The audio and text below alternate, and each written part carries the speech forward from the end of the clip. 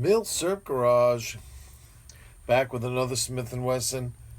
We left John a little bit of a cliffhanger last time, but I did look over the video and I saw that at the very end there, I left a very clear sign as to what exactly we were going to be dealing with here this next time.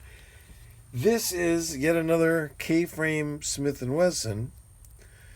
However, interestingly enough, the chambering for this guy is 22 caliber. It looks kind of funny having such a big cylinder, a normal sized cylinder here for regular centerfire cartridges, and only having 6 rimfire holes there. But that's how Smith & Wesson did these guys, and let me tell you something. They did not, in even the teeniest way, scrimp on these things as far as quality,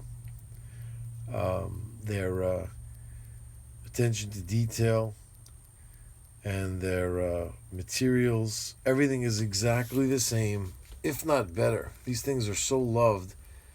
It's almost like an extra bit of attention went into these 22s.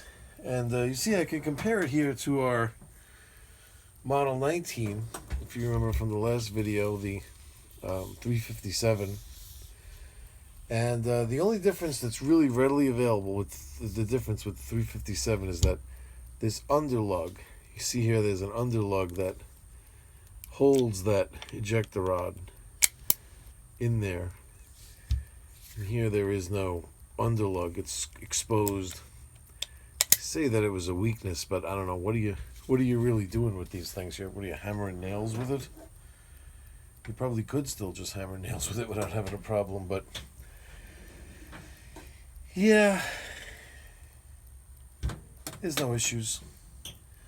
It's, trust me, it's solid. Now, with 357, I was saying that was the one that I thought had the semi-target hammer and trigger, but I think that one just has that's the regular. I think this is the semi. I confused the two guns. This is the semi target hammer and trigger. Well, actually, I know that trigger looks awfully wide. That's got to just be the target trigger. So now I'm going back on it again. Maybe that was the one that had the semi. This definitely is a full target hammer and trigger here. And when I got this, it had this sight like this. This was somebody's homemade job there. Not terrible. Not a terrible job, but I don't like stuff like that. I wanted to replace this sight. And then looking into it, I see that to hammer this pin out, this pin rides real high on this side. It's kind of like sort of in the normal place on this side. But it looks like that pin is kind of a little bit cockeyed, and it's a very skinny pin. None of my punch sets have and they're tiny. I tried with like a little teeny nail to actually move it, and I couldn't move it. Bought a sight, was going to replace it, and then wound up sending the sight back. When I had originally bought it, this piece had come off. The guy glued it kind of cheesy.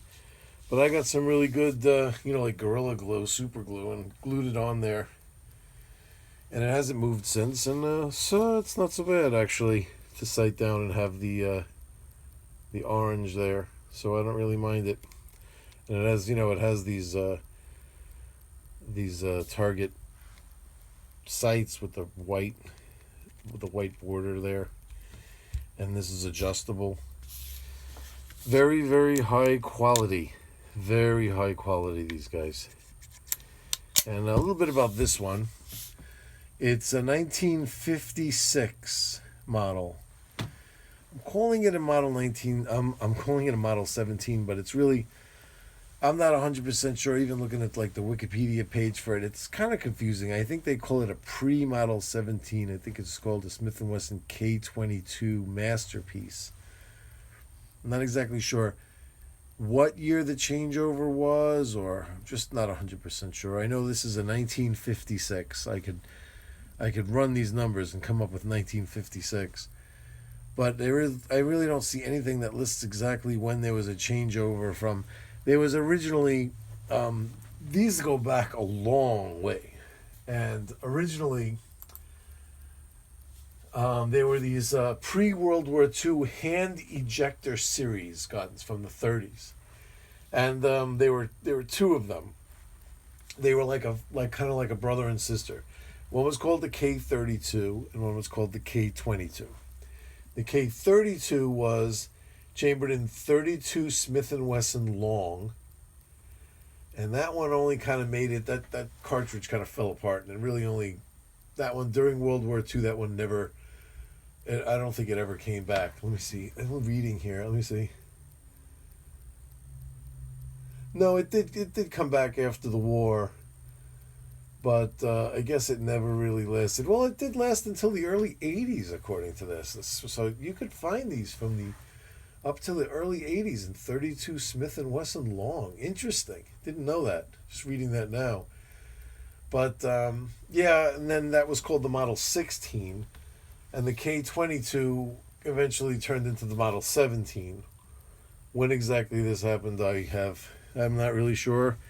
But I do know a couple of things that are interesting with this guy. This is a 4-screw model, as opposed to the 3-screw that we saw in the 357. And the 4 screws are 1, 2. Then there's one here that you wouldn't see with these target grips on. It's kind of like there's a strap here.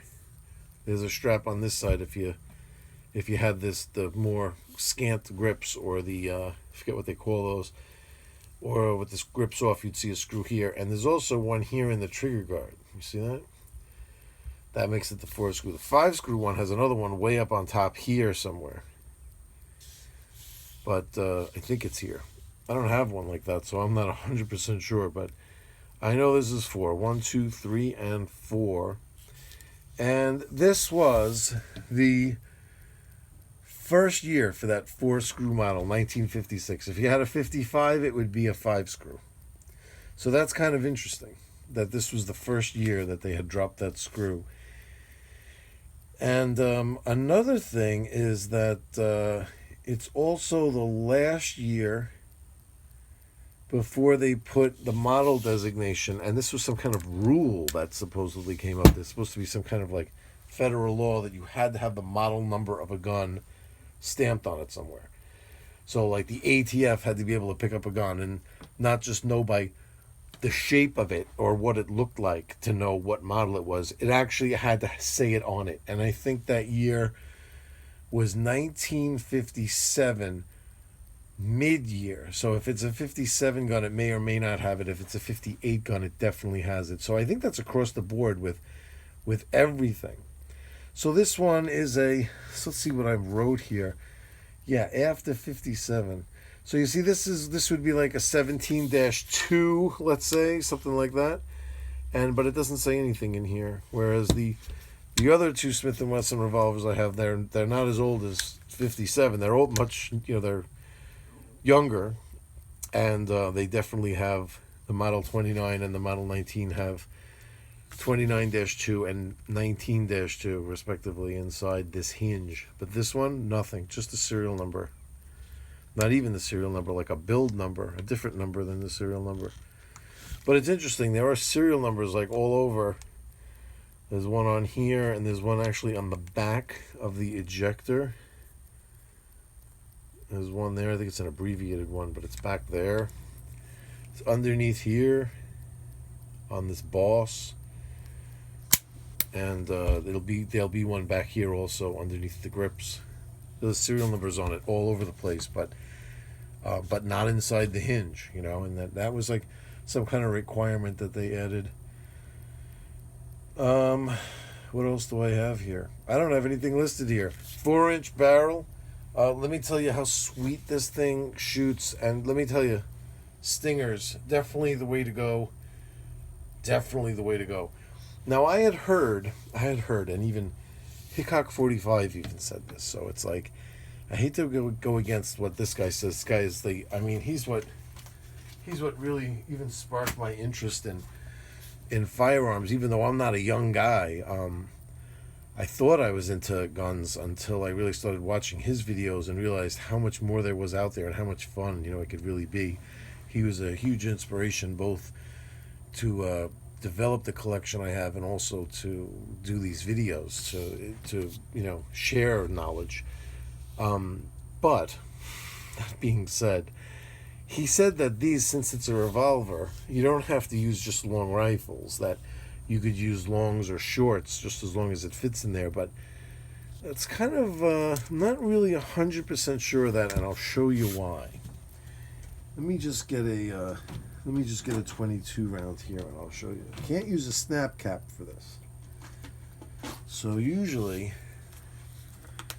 I'll be using snap caps for these types of demonstrations, but I'm never gonna close this cylinder, so I feel that that's safe. Now, the 22 cartridge will sit only in about that far, and then you actually have to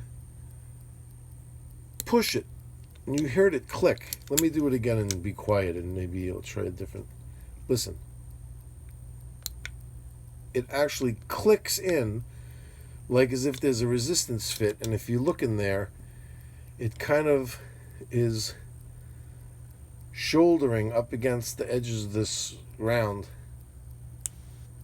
like it has a boss in there or something in there, like striations or something that's actually capturing the bullet itself, so that it's almost like the beginnings of the rifling that carry through into the barrel, sort of something like that. At least that's what I'm getting. I'm getting that it's just clicking into like a recess, kind of where it fits in there. Right here, it doesn't just fall all the way in, see? You have to actually give it that last shove where it clicks in. And now if I push against it with the extractor, see how it's kind of, it's in there. I gotta use some resistance to pop that out of there. Now, if you were using shorts, they do not reach that far. So let's see here. I'll take a CB cap here. Oh my God, if I could get this open, how tight can this possibly be? Oh my God. So if I take a, good thing to see I'm prepared. If I take a CB cap and I put that in here, see how it just falls right in? It falls right in, and it never gets into that area where there's that resistance. So I kind of feel like if it fires now, the bullet has to travel through the cylinder and then enter that area of more resistance and travel through it. I'm not so sure if it's meant to do that. I kind of think that it's meant to click into place in there and then just start from there and travel into, it's like a thing that locates it perfectly to travel perfectly into the barrel. My 2 cents, but I definitely noticed a difference in how shorts and long rifles are, the dynamic of how they are loaded. So that might make a difference. It definitely says on here 22 long rifle cartridge. And one thing I've always learned is follow the directions printed on a gun. That's what I've always noticed. If it says right on it, if that says smokeless powder and you're not using, you're messing around, or it says black powder only or something like that, or not just powders, but even caliber designations or whatever. They have certain rifles that they put an S on for. That's when it would show that's when you could use Spitzer ammo. I've seen people go like, "Oh, what's the difference? You could use it with." I don't know. I don't trust that. I follow the markings on the gun without fail. So that's the K22, the Smith Wesson K22 pre-model 17 is what I've seen it called, pre-model 17. But this quality is unmatched, really is. There are no 22s. Oh, another difference is that, and they did this with the newer reissues of these blued old school revolvers. The Smith Wesson now re-releases them as like a classic series. So they have the Model 19, the 29, but the way the firing pins are done are like this. So they took like this older design. It wasn't like it didn't exist. It existed back then, but it was used for 22s, where there is no firing pin actually on the hammer. The hammering pin hits a, I guess that would be called the firing pin right there. And it's hitting the firing pin instead of the firing pin being on the hammer and traveling through a hole. It's being hit. And I think the reason they did that with these is that the firing pin is obviously off center, because you know how rimfires are, it has to hit it on the rim. You can actually see in here, if I had enough light, do I have enough light? You could actually see in here the mark that the base of the brass where it sits and the firing pin actually hitting it up high there. So I think that's why they didn't have the hammer, because the geometry is all the same as the center fire gun. So if that's the case, the firing pin protruding through would be hitting the center, and they needed it to hit the top. So I think that's kind of like why they went with this method of it hitting a firing pin that's mounted inside the gun. But, strangely enough, they did carry that through to this classic series, where even the, 44 Magnum 38s and 357 Magnums even use this type of design. But you gotta shoot one of these at least once and feel how smooth the trigger pull is, the trigger take up, and just how beautiful they feel. You would not be able to resist buying one of these, I promise you. And they're not cheap, but definitely worth it. And that is the Smith & Wesson K22 pre-model 17. Be back with you guys soon. Oh, I wanted to mention too. Let me give a shout out to this guy. Let's see, I got his name over here. Tex Red Tech. Had to mention this comment. He said on my Model 29 video, how come, he goes, this is the second video I've watched on the Model 29, and neither one fired the damn thing. And you know what? He's got a point, and I'll tell you why. With some guns, it's like, yeah, what's the big deal? You really need to see it go bang. I mean, I promise you that it works. Or even if it didn't, then I'm showing you the gun. Like, buy one yourself, take it to the range and have fun. Like, how much enjoyment are you really going to get out of just watching it shoot? But proof positive that Hickok 45, like I mentioned before, his videos, he's so popular, is that everybody wants to see these things in action. Right now, not everybody has the ability. I mean, I wish I could just go out in my backyard like Hickok and shoot, but I don't have that luxury. But I can get out to a range here and there. I've done videos where I show them in action as best I can. And I did that last time on the 357 video where I was doing some double taps with it. It's amazing that smooth take up on that trigger actually allows you to do double taps with a revolver. But it was a lot of fun playing around with that thing. And I realized that Tex Red Tech is 100% right.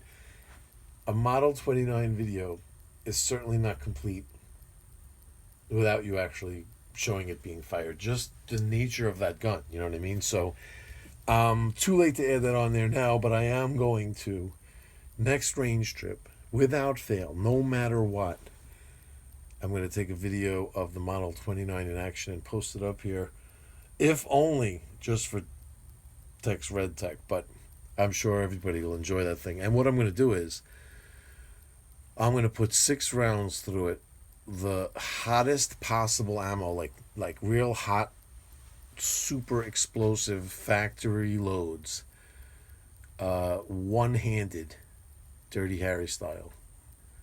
That's what's going to happen. So stay tuned for that. And whatever's coming next, be a big surprise. See you all later.